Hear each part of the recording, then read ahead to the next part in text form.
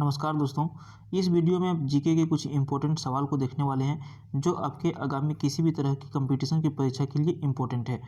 दोस्तों, अगर यदि आप किसी भी तरह की परीक्षा की तैयारी करते हैं तो आप हमारे चैनल को सब्सक्राइब कर सकते हैं, क्योंकि इसमें जीके के बहुत सारे वीडियो इसमें आते रहते हैं। तो चलिए हम लोग शुरू कर लेते हैं पहला प्रश्न से। देखिए हमारा पहला प्रश्न क्या है, किस राज्य की सीमा चीन से जुड़ी हुई है। ऑप्शन 4 आपके सामने है, मणिपुर, नागालैंड, असम या फिर अरुणाचल प्रदेश। इनमें से कौन सी राज्य है जिसकी सीमा चीन के साथ लगती है। सही उत्तर हो जाएगा ऑप्शन डी, अरुणाचल प्रदेश।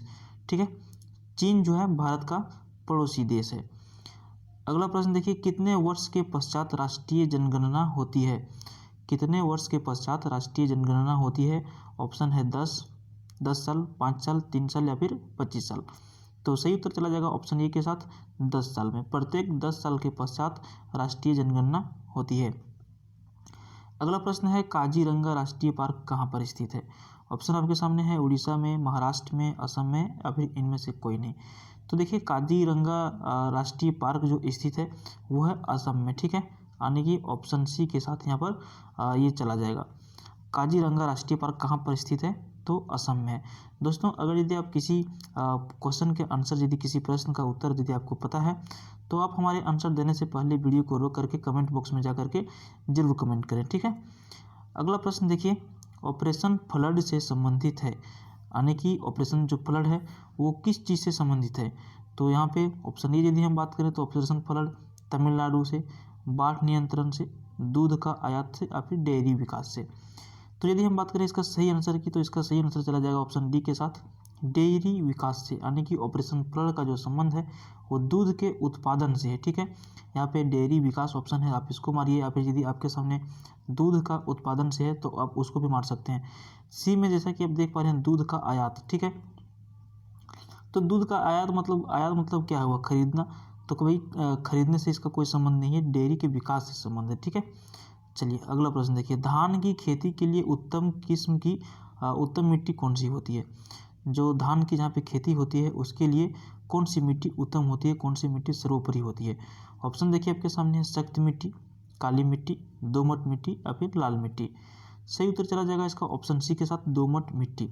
दोमट मिट्टी कहने का मतलब यहाँ पे कि दो प्रकार की मिट्टी जो मिली होती है वो मिट्टी जो है धान की खेती के लिए सर्वोपरि होती है। अगला प्रश्न देखिए, कौन से भारतीय शहर हैवी इलेक्ट्रिकल्स से संबंधित है। तो कौन सा शहर है जो जिसका कनेक्शन जो है, जिसका संबंध जो हैवी इलेक्ट्रिकल से है। ऑप्शन है नागपुर, रायपुर, भोपाल या फिर लखनऊ। सही उत्तर चला जाएगा ऑप्शन सी के साथ, भोपाल शहर। भोपाल शहर जो है हैवी इलेक्ट्रॉनिक से संबंधित है, हैवी इलेक्ट्रिकल से संबंधित है। ठीक है, अगला प्रश्न है, भारत में हरित क्रांति का श्रेय जिस सुविख्यात कृषि औद्योगिक बीज को जाता है उसका नाम क्या है। सिंपल सी बात, इसको एक तरह से और पूछा जा सकता है या फिर पूछा जाता है कि हरित क्रांति का जनक किसे माना जाता है, या फिर हरित क्रांति का जनक कौन है। तो इसका सही उत्तर चला जाएगा ऑप्शन सी के साथ, वर्गीज कुरियन। यानी कि डॉक्टर वर्गीज कुरियन जो थे ये हरित क्रांति के जनक थे। या फिर यहाँ पे जिस हिसाब से प्रश्न पूछा जा रहा है कि श्रेय जिस सुविख्यात कृषि औद्योगिक विज्ञ को जाता है उसका नाम क्या है, तो दोनों प्रश्न का एक ही आंसर होगा, डॉक्टर वर्गीज कुरियन। अगला प्रश्न है, राणा प्रताप सागर किससे संबंधित है।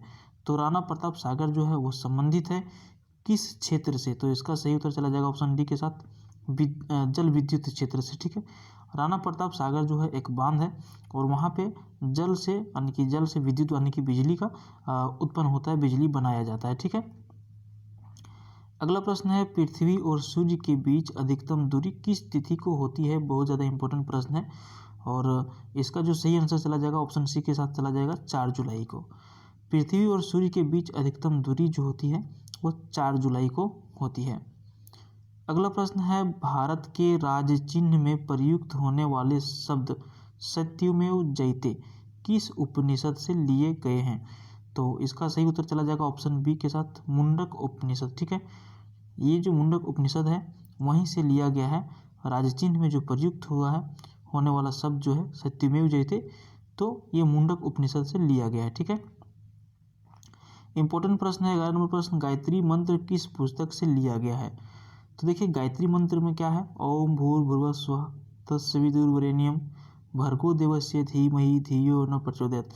ये जो है गायत्री मंत्र है और इसको जो लिया गया है उस पुस्तक का नाम क्या है? तो देखिए इस पुस्तक का नाम है ऋग्वेद। ठीक है, ऋग्वेद से लिया गया है गायत्री मंत्र को। यदि हम वेद की बात करें कि वेद कितने प्रकार के होते हैं, तो यही 4 प्रकार के वेद होते हैं। उनमें से ऋग्वेद, सामवेद, यजुर्वेद और अथर्ववेद, यही चारों वेद है और गायत्री मंत्र ऋग्वेद से लिया गया है।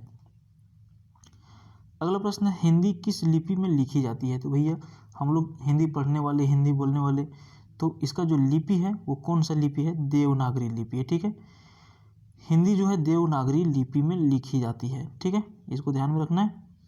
अगला प्रश्न है, यदि आप हिस्ट्री पढ़े होंगे, ब्राह्मी लिपि। ठीक है, ब्राह्मी लिपि को किसने स्पष्ट किया?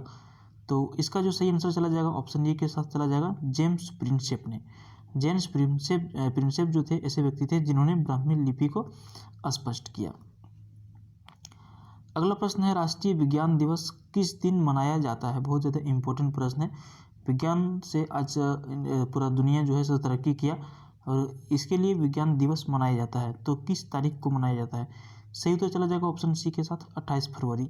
प्रत्येक वर्ष को 28 फरवरी को विज्ञान दिवस मनाया जाता है। ठीक है, अगला प्रश्न देखिए, खेल दिवस, राष्ट्रीय खेल दिवस किस दिन मनाया जाता है? तो देखिए दोस्तों, ऑप्शन आपके सामने है 29 मार्च को, 29 अगस्त को, 20 सितंबर को या फिर 2 दिसंबर को। इसका सही उत्तर चला जाएगा ऑप्शन बी के साथ, 29 अगस्त को। ठीक है, प्रत्येक वर्ष 29 अगस्त को राष्ट्रीय खेल दिवस मनाया जाता है।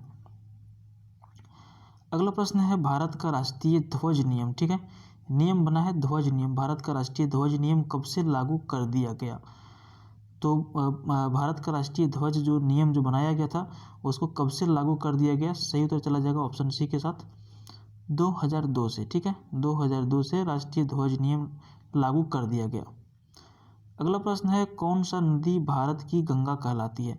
तो 4 ऑप्शन आपके सामने है, कावेरी, तुंगभद्रा, गोदावरी और कृष्णा। इनमें से कौन सी नदी है जो भारत की, दक्षिण भारत की गंगा कहलाती है? ठीक है, तो इसका सही उत्तर चला जाएगा ऑप्शन सी के साथ, गोदावरी। गोदावरी नदी जो है दक्षिण भारत की गंगा कहलाती है।